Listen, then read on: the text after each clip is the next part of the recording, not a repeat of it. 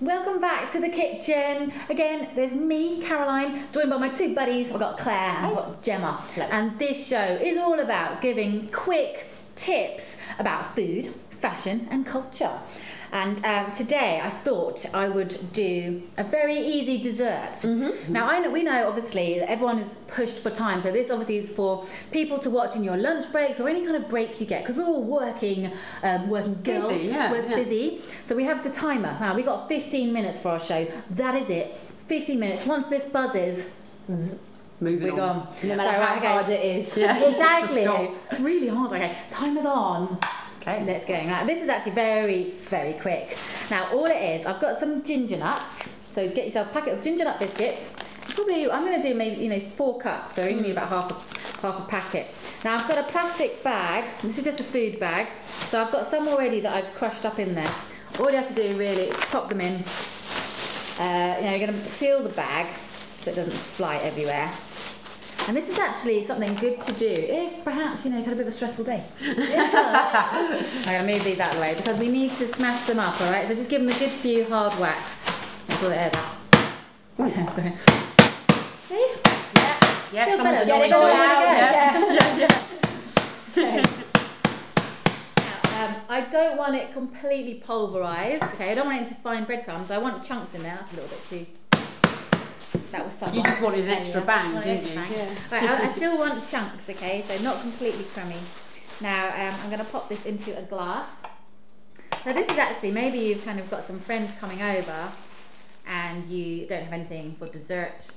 Yeah, because actually dessert's often the thing I would just buy. Yeah, because I haven't got time to make, but this looks really easy. It really is. It's very cheesecakey then, is it? Well, that's basically it's like a low-fat, healthy version of a cheesecake. Nice. We're using natural yogurt instead of cream cheese.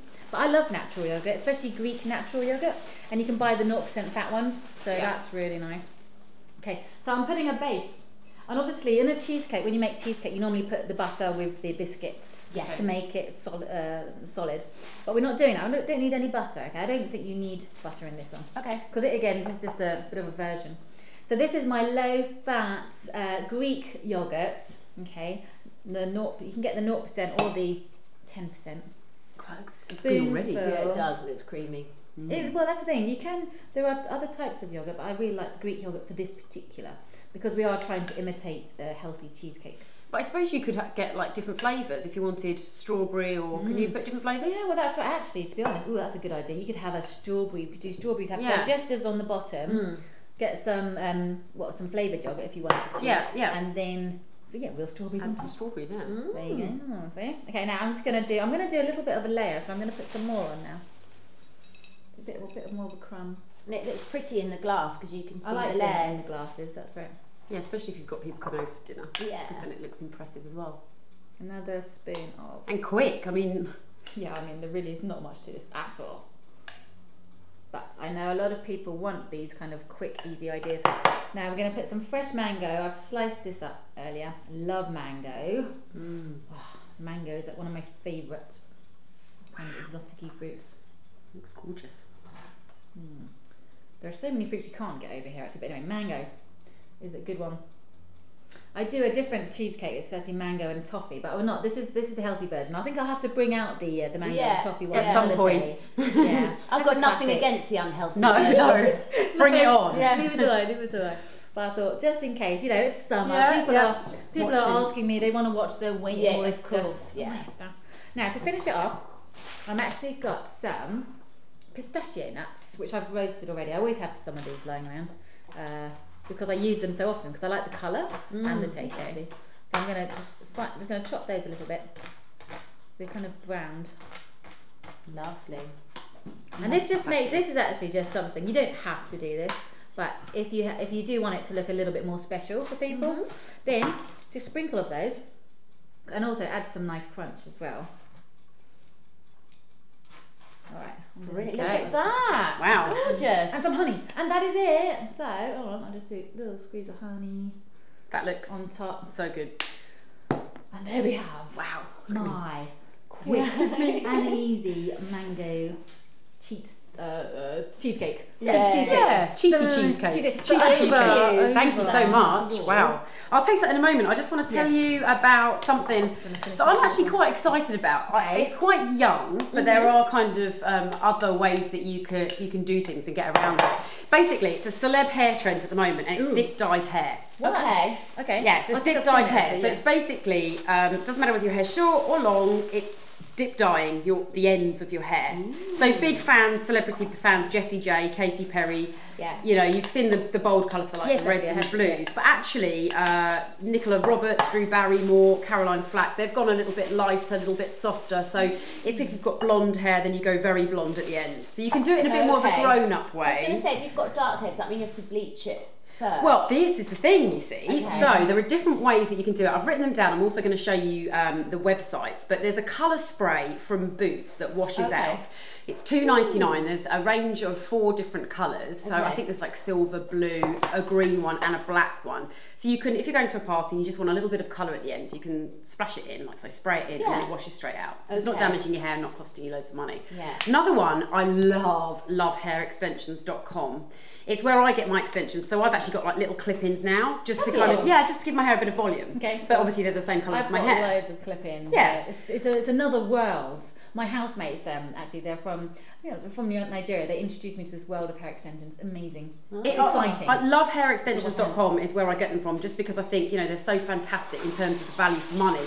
So to get a clip-in, they're on offer at the moment for $3.95. Okay, $3.95 for a clip-in, and these are all of the different colours that you can get. So if you are looking to be a little bit more outrageous, if you are looking to be a little bit more crazy, you can go for your yellows or your blues or your greens, or of course you can keep it a little bit more natural for us older ladies. Older ladies, get me. You can go for blondes or lighter browns, caramel streaks. $3.95 each at lovehairextensions.com. It's such a great look. That's worth an experiment, isn't it? I just think if you're going to a party, it's such a lovely thing to do. In fact, let's just go back. Let me see. Look, I mean, you can see, I've just got some Google images. Obviously, this is a bit daring. You can see Jessie J's hair there. I think you can see that. And then I'll move up, actually, I'll scroll up and you'll be able to see just the softer versions of that. And in fact, here we go. Let's keep going. I think Drew Barrymore. I mean, Caroline Flack here. Let's just have a little look. So a softer way of doing the dip dyed, but still very, very on trend and very, very fashionable. And I think it's nice to experiment a bit, isn't it? And have a nice kind of summer glow. That looks like you'd need a good hairdresser, though. I mean, if you were going to go for something like this, of course, you're going to need someone. And it's they call it highlights, but it's underneath the hair, so you don't get roots, so it lasts longer. I've had them done before with red, actually. You know, it works really, really well. But I just think if you're having some fun, I think go for the clip-ins or the spray. Clip-ins are great because then you can just take them out at the end of the night. That's good. That's brilliant. And you can curl them, you can style them as well. A lot of them are real hair, so I like that. So that is my fashion tip. Very good. Right, well, I was going to talk a little bit about how to get published, because a lot of people ask me this. I've had 2 novels out with Penguin, and a lot of people just, how do you go about it? Well, the first thing is, and it sounds like an obvious point, you've got to actually write. Because I say to people, what have you written? They go, well, I've done a chapter. No, just write. Because what you want to send is as much of a manuscript as you possibly can. They might ask for 3 chapters, but to be honest with you, if you've got the finished thing, you're ahead of the game already.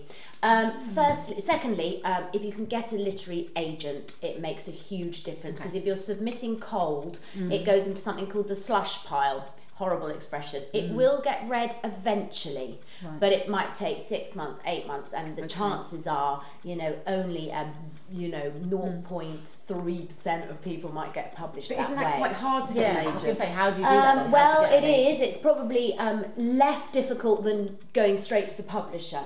So again, and if the next thing I would suggest as well is that if people are interested in you, they're going to Google you. Now, if you've got a website, if you've got a blog, that immediately shows the quality of your writing. It's an example of your writing. You can get it out there, on Facebook and things like that, and hopefully that might circulate and get you a little bit of a fan base. So all of these things definitely really, really help. Twitter actually has some amazing people that you can follow. The Bookseller is one example, just to know what's going on in the industry of publishing. All the literary agents are on there as well, so I would definitely advise you to go on Twitter and follow those. So you follow them, and then what do you do once you follow them? Like you're listening to what well, they're saying. Well, you're listening to what they're saying, and things like the Bookseller tell you sort of like new book deals that have been made. The other thing is, if you're writing romantic fiction, for instance, don't approach agents who look after thriller writers. Yeah, you know, it's that kind of thing, so and just make sure you really research who you're sending your stuff to, because it irritates me if it says to whom it may concern. Here's Get my a name. here's my chick lit novel, and they think, well, I look after crime thriller writers. So and if you don't know that, so if you don't know that, so do you so research? it's very difficult, but it's not impossible. And just keep writing. That's just keep writing. Keep writing. I like that. Great. I think blogs. Lots of people want to get into blogging and things like that these days, don't they? Anyway, just to see if you can write. You know, it's quite nice. I'm not the best writer, but I like to do like a blog about fashion because that's what I'm passionate about. It's quite nice just to see where you're at with it and to experiment as well. I think you have to have some kind of presence online these days. You just do. People sort of almost expect it. This is a whole conversation in itself, because we've spoken about this before. We can go on about this for hours because I'm not into tweeting and twittering and things, so I don't really know how to do it. And I'm but mega into it. Yeah, but I know you have to do it to kind of get anything out there. Yeah, no, I think it's just the way that things are developing nowadays. So I think that's a brilliant tip though that you're giving new budding writers, because there are lots of them, and they obviously it's very hard. They don't know how to start. You are a published author. You've read your book, it's amazing. It's really great. Thank you. And I must say, I did send mine cold, and I was one of the lucky people. I got an email 6 months after I'd sent it to a publishing house, and they said come in for a meeting. So it was a bit dream come true kind of thing. But it shows that they do read it. The other thing publishers told me is the first 50 pages is about as much as they're going to read, you know, before they've made up their mind of whether they are interested. And actually, this one big publisher, she's now at HarperCollins, and she said, you know, a lot of them will read 20 pages. For her, she gives it 50. She thinks that's fair. It's a few chapters. I think that's quite a lot. I think it's quite a lot. I mean, it takes me a week to read about. It takes me quite a while. But the people in the industry are such quick readers. Like my literary agent will go on a flight, you know, a 6-hour flight, and say she's read like 2 manuscripts. You think, really? She's like, I don't know how she does it. So the first 20 pages have got to be a... Yeah, absolutely. But having said that, don't get stuck. Don't get stuck. Just keep going and get to the end. Because like I say, a lot of these people, they say, I've been writing 3 chapters for 15 years. It's like, well, no, you just... So, tip is, finish it. I'm just conscious of the time anyway. It's fine. Yeah, no, absolutely. Yeah, well, that's our discussion, really. Well, that's our discussion. And I think first impressions is something that, you know, like you were saying, first 20 pages, people say if they're watching show reels and actor show reels, presenter show reels, it's the first 5 seconds to 11. So it's first impressions, isn't it? And we do make our mind up about people within that. It's the same thing. You've got to get all of your good stuff in the first first bit there. And it is, and like your blog, Little Miss Essex, with the fashion tips and everything, is really fantastic. And you need to make that effort, I think. Yeah, you're right. It's a bit grim. You're kind of showing off, aren't you? It's like, this is me, but it's just what you've got to do. You do have to do that. That's kind of what we're doing now. You need a web presence then, having a bit of a show on. Oh, there we are. Okay, sorry guys, we're out of time, so join us next Wednesday. This is a Wednesday thing now, isn't it? Yeah, every Wednesday. See you then. See you. Bye.